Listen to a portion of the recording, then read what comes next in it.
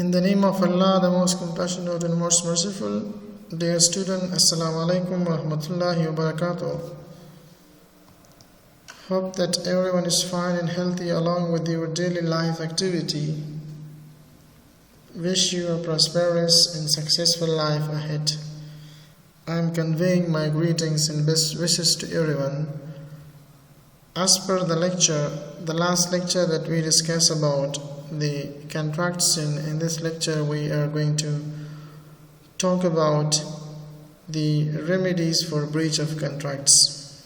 Now, what are the remedy for the breach of contracts? When the contract takes place between the parties, so both of the parties are obliged, or it's compulsory for both of them to perform their promise till end of the contracts. If one of the parties breaking the contract, if one of the parties going to breach the contracts, so definitely one of the party might be facing some problem in compensations. The one who is receiving compensations or loss due to the breach of the contract from the other party is liable to sue against the party who is breaching the contracts. So law is giving the permission for the person to go against the persons into the court and sue against him who is not fulfilling the rights and the responsibility and the promise which has been done in the contracts, and so that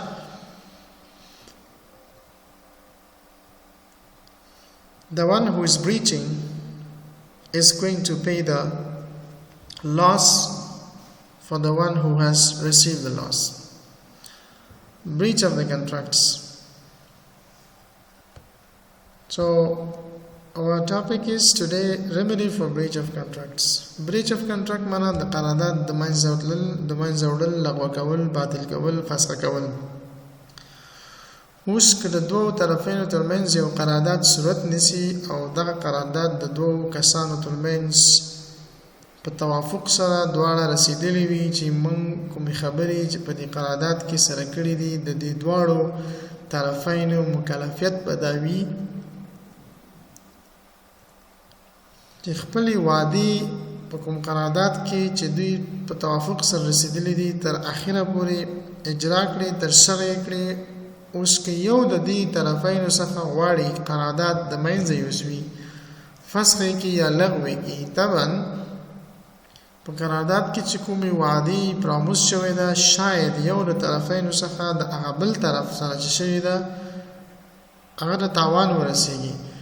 اوس هغه چاته چې د قرارداد د فسخ کېدو د وجې نه تاوان رسیږي، نو هغه دپاره څه حل لارې څه شی ده، ریمیډیز څه شی ده، د هغه دپاره معالجه څه شی ده، تداوي څه شی ده، هغه څه وکړي چې تاوان ورته رسېدلی او بېرته تاوان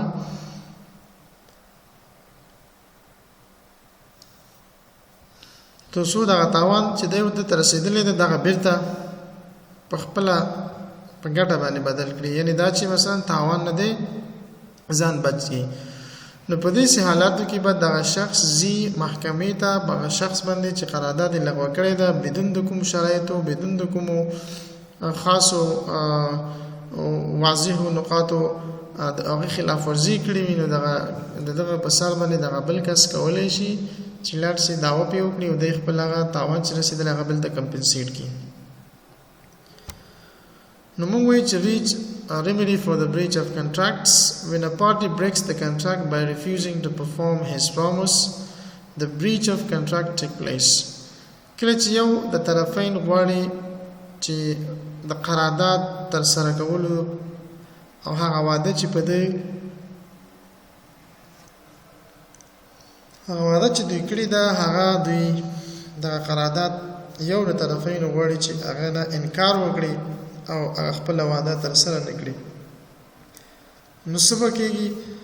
The following remedies are available to aggrieve sad party against the guilty responsible party for unlawful actions party.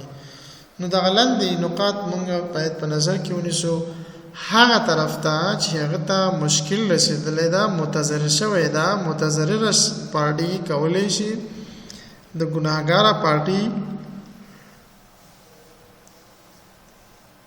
کوم چې د یو غیر قانوني عمل لپاره هغوی مسؤل ګڼل کېږي د هغه څخه په لاندې شرایطو کې د خپل هغه متضرر پارټي خپل هغه تاوان لاسته راوړلی شي. اول suit for recessions. Recession means cancellation of contract. قرارداد د منځه وړل. نو طبعا دی به دعوه کوي د قرارداد د منځه وړلو لپاره به سوټ کوي. When one of the party breaks the contract, the other party is released from his obligation under the contract. کله چې یو د طرفینو غواړي قرارداد د منځه ویځي فسخه کړي هغه بل طرفین د قرارداد چې دی هغه مستقیما د مسؤلیت څخه آزادیږي. If the aggrieved party wants to sue the guilty party for the damage for a breach of the contracts, که چېرته متضرره طرفین چاته چې ضرر رسېدلی غواړي په هغه کس باندې چې قرارداد یې لغوه کړی ده په هغه باندې دعوه وکړي نو تر څو چې دغه تاوان درته رسېدلی د بریچ اف کنډکټ دپاره نو دی به ځي قرارداد به قانون د لارې څخه دعوه به کوي قرارداد به د قانون د لارې فسخه کوي. کله چې قانوني لارې څخه قرارداد فسخه شو نو کوم تاوان چې متضرره پارټۍ ته رسېدلی هغه به خپل تاوان دغه شخص نه چې قانون یې غوښتل قرارداد یې غوښتل لغوه کړي هغه نه اخلي. He must sue for rescission of the contract. When the court grants the rescissions کله چې محکمه هغه ته د قرارداد د منځه وړلو اجازه ورکړي the aggrieved party is free from his obligations. متضرره طرفین د پارټي چې دا طرفین چې دا هغه د مسؤلیت نه بیرون وځي and become entitled to compensations او هغه د جبران حق لري چې د هغه تاوان چې کوم رسیدلی هغه به جبران شي. Examples سره A contract to supply cement to B on 15th April.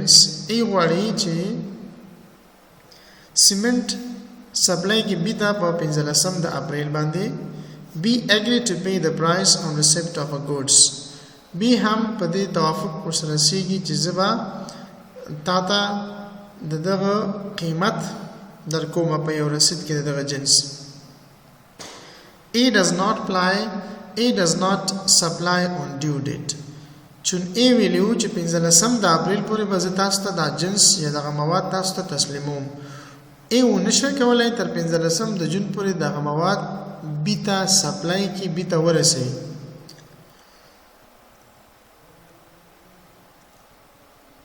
دلته B is discharged from liability. B د مسؤلیت څخه بیرون وځي آزادیږي مسؤلیت دغه په غاړه نه دی ځکه په کوم تاریخ چې ورته ویل شوي په هغه تاریخ ورته ونه رسېد. نو B is discharged from liability to pay. نو B به اوس پیسې نه ورته ادا کوي ځکه چې په خپل وخت سره مان نه دی رسېدلی. B can cancel and claim damage. اوس B کولی شي چې د قرارداد د منځه وشي او د خپل تاوان ادعا وکړي چې کوم تاوان ته رسېدلی دغه ادعا وکړي. تاوان ادعا به ولې کوي ځکه چې A B ته ویلو چې 15 تاریخ پورې د اپریل زه تا ته د مواد د رسوم خو هغه ونه شوی کولی. دلته B شاید د یو بل چا سره قرارداد کړی وی نو دلته چون د B وخت ضایع شوی ده بزنس تجارت کې مشکل پیدا شوی وخت ضایع شوی ده نو طبعا د سره د په تمو او هغه کار ونه کړ نو دلته به د B ته تاوان رسېدلی نو B کولی شي چې دا قرارداد د منځه وشي او د تاوان دپاره دی دعوه وکړي. A pledge ornament to B and gets a loan. A وعده دا کوي چې زه به تا ته یو څه زیورات در کومه B ته وایي and gets a loan په قرض. A does not return the loan to B. B چې دی A does not return the loan to B. دا A اوس دا قرض بیرته B ته نه ورکوي. B may cancel the contract. B may rescind the contract. کولی شي چې دا قرارداد د منځه وشي and refuse to return the ornaments. او دا هم کولی شي چې بیرته هغه زیورات کوم شی چې دته ایښي دي هغه هم بیرته ورنکړي. ولی ورنکی ځکه چې ای ورته ویلیو چې دا زیورات ته واخله یا دغه مواد ته واخله ما ته پیسې راکړه نو پیسې ورکړلې دلته بی ای چې دا بیرته پیسې بی ته نه ورکوي کله چې ای بی ته پیسې ورنکړي نو دلته بی کولی شي قرارداد د منځه ویشي هغه څیزونه چې د ای ورسره ایښي امانت هغه دی کولی شي بیرته ای ته ورنکړي ځکه تر څو چې پیسې نه وي ورکړي نو دلته موږ یو د طرفینو ته مثلا ضرر رسیږي او کوم طرفین چې ته ضرر رسیږي هغه کولی شي د قانوني لارې څخه د خپل تاوان پوښتنه وکولی شي د قانوني لارې څخه کوم تاوان چې ورسره رسېدل هغه کمپنسیټ کړي دویم سود فار ډیمیجز دوی کولی شي د خپل تاوان په خاطر باندې چې کوم تاوان ورته رسېدلی د هغه په خاطر دوی دعوې ته وړاندې شي او دعوه وکړي The aggrieved party may sue for damage. متضرره طرفین کولی شي د خپل تاوان د لاسته راوړلو لپاره دعوه وکړي په هغه پارټۍ باندې چې قرارداد یې د منځه وړی Damage or monetary compensation allowed to the injured party for the loss suffered by him as a result of the breach of contract. تاوان دا د مالی جبران په واسطه باندې کولی شي هغه متضرره پارټۍ ته ورکول شي تر څو هغه متضرره چې متضرره پارټۍ ته یو څه اندازه مشکل پیښ شوی ده د همدغه قرارداد د فسخ کولو د وجې نه هغه تاوان کړی ده دغه تاوان د څه په نتیجه کې راغلی دغه تاوان د قرارداد د لغوه کولو په نتیجه کې راغلی نو دلته ډیمیج یا تاوان چې ترسره کېږي دا به د مالي کمپنسیشن وي یعنی مالي جبران به کېږي یعنی پیسې به ورته ورکول کېږي اګریف پارټي ده In case of breach of contract, the aggrieved party can claim for the following damage. که چېرته قرارداد د منځه تللی وي قرارداد ختم شوی وي نو متضرره طرفین کولی شي د لاندې تاوانونو لپاره دوی دعوه وکړي چې مثلا تاوان یا نقصان موږ سره په څو ډوله ده کوم ډول تاوان دته شوی ده نو همغه اګریف پارټي ته به بیا د همغه مطابق دی کولی شي دعوه وکړي د همغه مطابق تاوان چې دته رسېدلی د خپل تاوان د کمپنسیټډ شي راځو اوس ویو چې کاینډز اف ډیمیج موږ سره څو نوعه تاوانونه دي نقصانونه دي نقصان یو چاته رسیږي The damage may be of the following 5 kinds موږ سره 5 نوعه تاوان یا نقصانات دي چې یو چاته د یو طرف ته د قرارداد د لغوه کېدو په صورت کې رسیږي یو موږ ته موږ ordinary damage وایو چې هغه ته موږ معمولي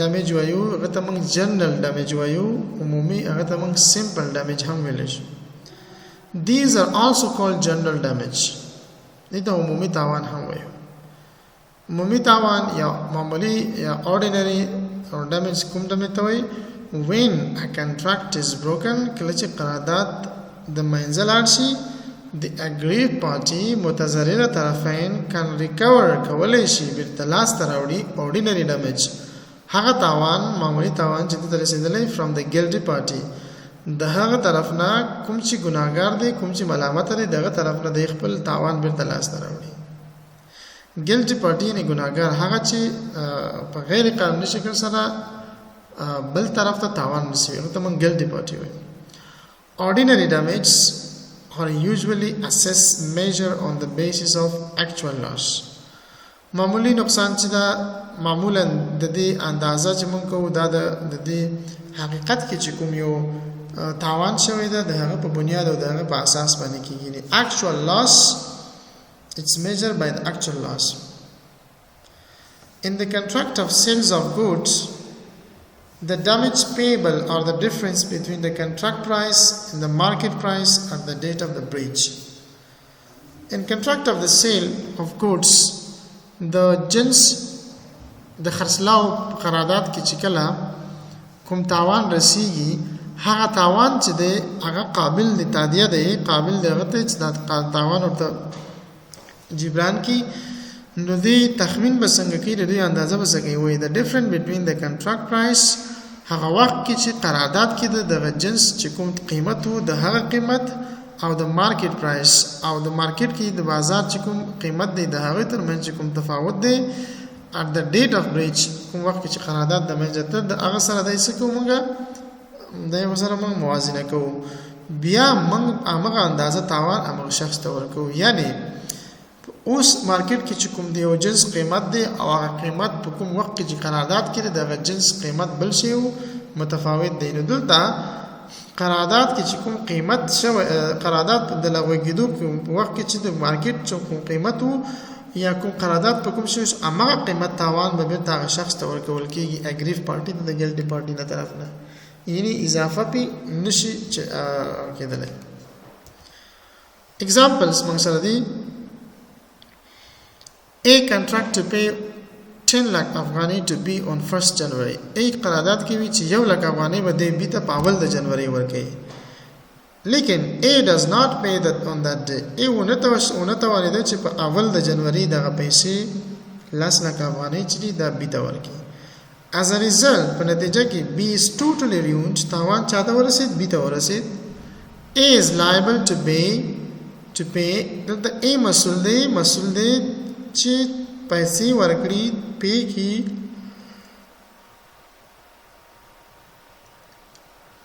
بیتا چاته چې تاوان رسیدلې only principal sum and interest on it هغه اندازه پیسې کومې چې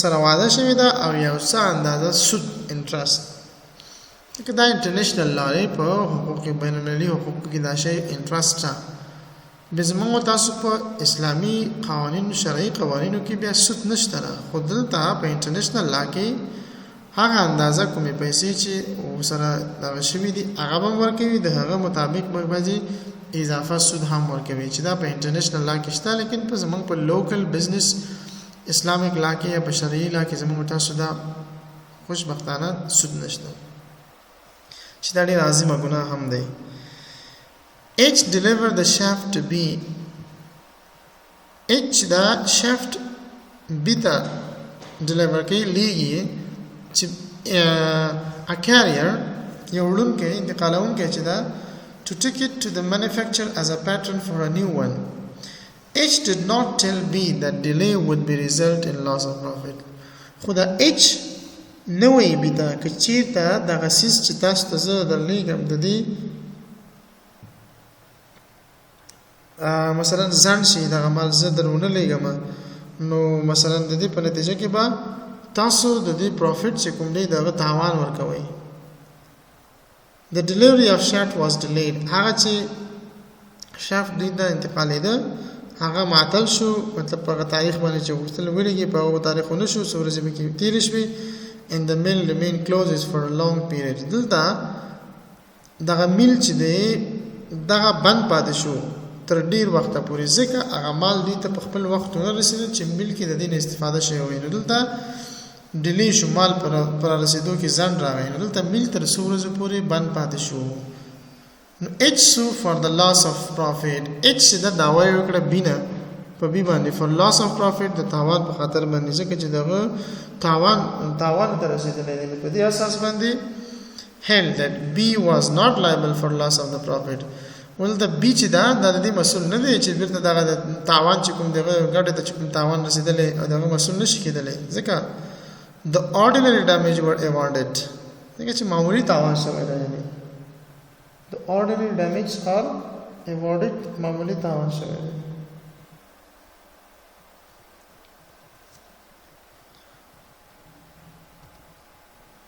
second is special damage Second is special damage. These damage arises under some special circumstances. دا نو تاوان چې په خاصو شرایطو کې رامنځته کیږي. These damage include indirect loss which may arise due to the breach of contract. دلته غیر مستقیم تاوان رسیږي ځکه چې کله چې قرارداد د منځ کېږي نو یو طرفین ته شاید یو له طرفینو د شاید د قرارداد د فسخ کولو د وجنه غیر مستقیم تاوان ورسیږي the party must be aware of the loss which may arise from the breach of contract لیکن طرفین د دې باید د دې تاوان څخه باید کوم چې د لغوه د قرارداد په نتیجه کې راځي د دې څخه خبر وي. The notice to this effect must have been given to the other party. خدا اطلاع باید هغه بل طرفین ته ورکولای شي، که چې ته ورنه کولای شي د دې قرارداد د لغوه کولو په اساس باندې اطلاع نه وي معلومه بل نفر ته، نو ته هغه مسؤل نه وي. Otherwise, he is not responsible for spatial damage. Subsequent knowledge of spatial circumstances will not create spatial liability on guilty parties. یعنی خاص شرایطو کې موږ کله کله یو چاته نقصان د تاوان په خاطر شرایطو کې پیښیږي او کمپنسیشن ورکوو، خو که چېرته موږ قرارداد فسخ کوو نو موږ د قرارداد د فسخ کولو نوټیس باید هغه شخص ته ورکړو. که چېرته موږ د دې نوټیس خبر ورکول کړی وي نو دلته موږ او تاسو فقط یو څه اندازه خاص نقصان چې هغه طرفین ته رسیږي د هغوی مسؤلیت چې ورکړو، او که چېرته نوي نوټیس نه وي ورکول شوی نو طبعا بیا دلته دغه شخص چې قرارداد مکمل د منځه وړي نو دی مسؤل دی. اگزامپل مثال دی A contract C. A د C سره قرارداد کوي to buy 1 ton of iron for 50,000 افغاني. A د C سره قرارداد کوي چې د C نه به دی یو ټن وسپنه په 50,000 افغاني اخلي. A also contract د A بیا contract کوي چا سره to sell B چې بیرته دا په B باندې خرڅ کړي. دلته A بیرته دا په B باندې خرڅ کړي. نو کله چې A د C سره قرارداد کوي بیا A د C سره قرارداد کوي چې د C نه مال واخلي. دلته A بیرته د B سره قرارداد کوي چې په B A خرڅ کړي 1 ton iron for 80,000 افغاني. هماغه یو ټن چې C نه په 50,000 اخلي په B باندې A بیرته په 80,000 افغاني باندې خرڅوي. A inform C about the purpose of contracts. A C ته خبره ورکوي چې د زما قرارداد تاسو سره په څه مقصد لپاره کیږي. C fails to supply. دلته C په نتیجه کې یو ټن وسپنه د 50,000 افغاني په مقابل کې A ته نشي ورکولای، C نشي ورکولای، ناکام شي. As a result په نتیجه کې A cannot supply to B. نو A B ته نشي ورکولای ځکه د C نه مال A ته نه رسیږي وسپنه، نو A چې د B سره قرارداد کړي A B ته نشي ورکولای. نو C is liable for loss of profit. هغه مال چې A د C نه په 50,000 اخیسته او A بیرته په B باندې خرڅاو، مطلب 10,000 ګټه کوله، هغه ګټه چې A ته رسیده هغه ګټه دسې کې C is liable for loss of profit. هغه تاوان باید C ورکړي چاته B ته او بخې A ته which A would have earned from B. هغه ګټه چې A د B څخه کوله هغه ګټه باید C ورکړي A ته. نو دې ته موږ spatial damage وایو. S delivered his sample to N.W. Orco for exhibition at Newcastle. He wrote on consignment must be at a Newcastle on Monday certain. Due to the negligence of the good reached after the show, the company was aware of the object of carrying the goods held. S could claim spatial damage. So the same example as it is in the case of above example. So this is the example for spatial damage. Now next is exemplary damage. هغه تاوان هغه نقصان چې د عبرت او د پند په قسم د پند په خاطر او د عبرت په خاطر باندې یو چا د تاسو قصدن تاوان ورسوي، یعنی تاوان تر اخلي چې هغه دغه لپاره هغه کار بیا ونه کړي هغه عبرت واخلي د دینه. دې ته موږ exemplary damage وایو، عبرت په خاطر باندې. These damage are awarded to punish the guilty party for the breach of contract. نو دا چې کوم exemplary damage یا د exemplary damage دا هغه کس چې قرارداد د منځه وړلې ده په غیر قانوني شکل قرارداد لغوه کړی ده هغه ته د یو قسم جزا ورکولو په خاطر باندې موږ په هغه باندې یو څه مقدار د محکمې طرف نه په هغه باندې یو څه تاوان چې هغه کس سره چې د واده کړی ده قرارداد یې سره کړی ده هغه ته یو څه اندازه تاوان ورکړي. دې ته موږ exemplary damage وایو. So the breach of contract result in monetary loss to the aggrieved party and cause disappointment. No, the قرارداد د لغوه کېدو په نتیجه کې به موږ دلته چې دا monetary loss یعنې د پیسو په تاوان د مالی تاوان په مقابل کې متضرره پارټي ته به دا ورکول کېږي ځکه چې هغه cause disappointment نا امیده شوی. Exemplary damage have no place in the law of contract. د قراردادونو په قانون کې دغه نوع تعاون نقصان کوم ځای نه لري نشته په قانون کې and not recoverable او دا بیرته لاسته راوړونکی هم نه دی خو these are awarded in the following cases په خاصو شرایطو کې دغه کار موږ ترسره کولی شو in case of breach of contract to marry the amount of damage depend upon the extent of injury to feelings of the parties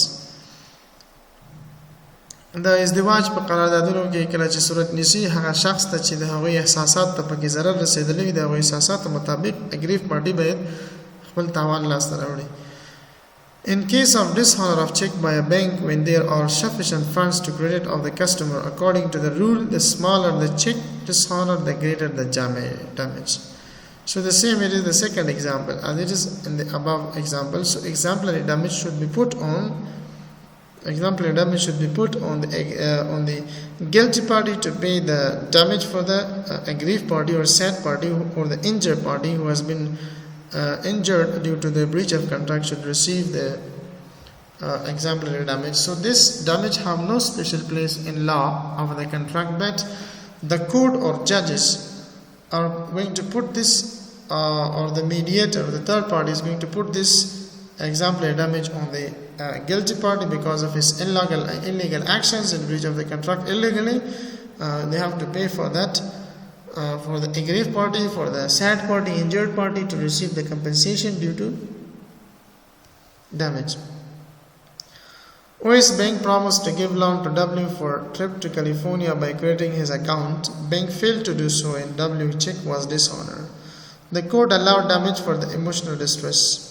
OS Bank دا وعده کوي چې W ته به قرض ورکوي چې دی تر کالیفورنیا دپاره چې کوم ټریپ یا سفر لري د هغه تاسو ورته وایي چې تاسو سفر لاړ شئ موږ به ستاسو اکاونټ ته دا پیسې درولېږو بینک دا پیسې ونه لېږلې نو دلته چیک څه شو هغه چیک چې مثلا دوی ورکړی ده د بینک هغه کیس نشته ده پیسې اکاونټ ته نه تللی چیک خالي دی اکاونټ خالي دی چیک یې ورکړی دلته کوډ به اجازه لري چې د هغه شخص ته چې مثلا د هغه احساسات ته پکې ضرر رسېدلی ده د هغه احساساتو مطابق هغه ته هغه نقصان چې ورته شوی ده د هغه مطابق هغه نقصان ورته جبران شي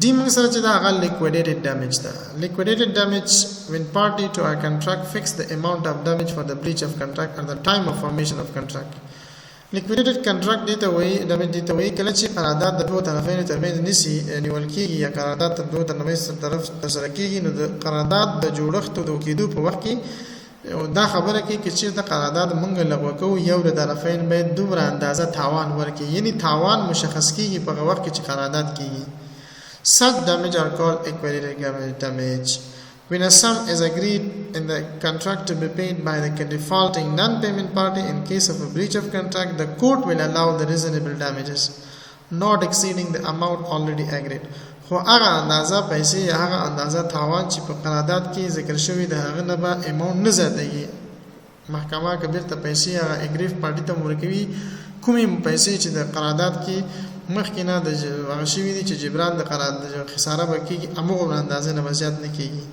if the actual loss is more than the agreed amount damage will be payable to the agreed amount او کله چې نقصان دغه نه زیات شوی وي حکومت اندازه پیسو چې باندې چې دی توافق کړي چې دومره تاوان کې چا موږ کوم دومره پیسې به تاوان ورکړي امغه اندازه به ورکړي کله چې تاوان زیات شوی وي ځکه دا توافق پدې شوی دی ته موږ liquidated damage وایو مثلا a contract to be 2 lakh Afghani as damage to B if he fails to pay him 5 lakh Afghani on given day if fails to pay on that day B can recover damage not exceeding 20,000 Afghani so nominal damage is another damage these are neither awarded to compensate the aggrieved party nor the punish the guilty party nominal damage د یو څه اندازه نقص دا نه هغه چاته ورکول کېږي چې متضرر شوی وي نه هغه چاته ورکول کېږي د جزا په شکل سره چا چې دا غیر قانوني ده قرارداد د منځه وړي غیر قانوني کار کړی وي so when the aggrieved party suffer no loss the court may award nominal small damage in recognition of his right کوم پارټي ته چې ضرر رسیدلی وي محکمه کولی شي یو څه اندازه نقصان چې ورته رسیدلی ده د تاوان جبران aggrieved party ته ورکړي. The court has choice in this case. بیا محکمه په دې کې choice لري، یعنی په دې کې انتخاب لري. The court may refuse to award damage. محکمه هم دا کولی شي چې nominal damage دغه یو کم مقدار تاوان چې هغه aggrieved party ته رسېدلی یې ورکړي یا یې رد کړي ورنکړي. نو د دواړو حالتو کې دوی کولی شي. Examples: A promised to sell cement to B for 200 Afghani per bag. A وړي چې سیمنټ خرڅ کړي په B باندې 2200 افغانۍ باندې پر یو بیگ. A does not supply at the time of breach. A does not supply at the time of breach. لیکن A کوم وعده چې کړی و هغه مواد سپلای نه کړي سیمنټ B ته. At the time of the breach, د قرارداد په لغوه کېدو په وخت کې the market rate of the cement is the same. market چې کوم د سیمنټ ریټ شو هغه یو شی. B is entitled to nominal damage. یو څه اندازه پیسې به B ته ورکول کېږي. Is contracted to buy a Hillman cord from C. A cord dealer in later refused to buy. C sold the same cord to another customer and suffered no loss. C sued for loss of the profit. Hell, he could recover a nominal damage. So this is about the kinds of damage that we discuss about in case of breach of the contract. The one who is aggrieved party or injured party can recover his damage from the guilty party or the person who has done illegal or unlawful actions. May you have got something from the lecture, though it's very tough because business law is a law. Law is almost very tough. The text of the text and examples of the law subject is very difficult, so it's not as usual English to be translated. So the concept, the meaning of each sentence are different. So once the class resume into normal sessions, inshallah we will try our best to review some of the most important lectures, and we might have a discussion over some part of the lectures in order to make it clear and make it more easy, more understandable. د یو کې تاسو یو څه زده کړه کړې وي دا چې مونږ صنفونه نورمال حالت ته راځي انشاءالله. بیا به مونږ تاسو په سین کې بحث کوو، معلومات به سره ایکسچینج کوو، تبادله کوو، مثالونه به زیاتوو، مثلا لایف اگزامپل ژوندي مثالونه به ورته ورکوو. انشاءالله ستاسو دې سره پوښتنې او ځوابونو سره به ستاسو په دې مضمون باندې یو څه عبور حاصل شي. دا چې اوس غیر حضوري کلاسونه دي نو طبعا یو لوړ مشکلات استاد عام شاګرد مخامخ کیږي او مشکلات کوم سوال پیدا کیږي مستقیما د مورد د سلاید یو استاد نه په هغه مدقه نشي کولای. نو په دې اساس باندې چیلنج دی، موږ به د چیلنج سره مبارزه کوو انشاءالله. چې وخت راغی انشاءالله هر څه به په خپل نورمال حالت سره بیا موږ په ښه شکل سره پر مخ بیایو. نو الله دې وکړي چې تاسو یو څه زده کړه کړې وي چې د دې متن او د دې مثالونه د یو عادي انګلیسي متن څخه متفاوته نو په دې اساس باندې لږ مختلفه ده، ځکه چې حقوق دی، حقوق یو تخنیکی مسائل دي. نو الله دې وکړي چې تاسو یو څه زده کړه کړې، بیا هم ستاسو په خدمت کې امدحان او پوښتنې او سوال تر بیا مو په الله سپارم. مننه، خیر اوسئ.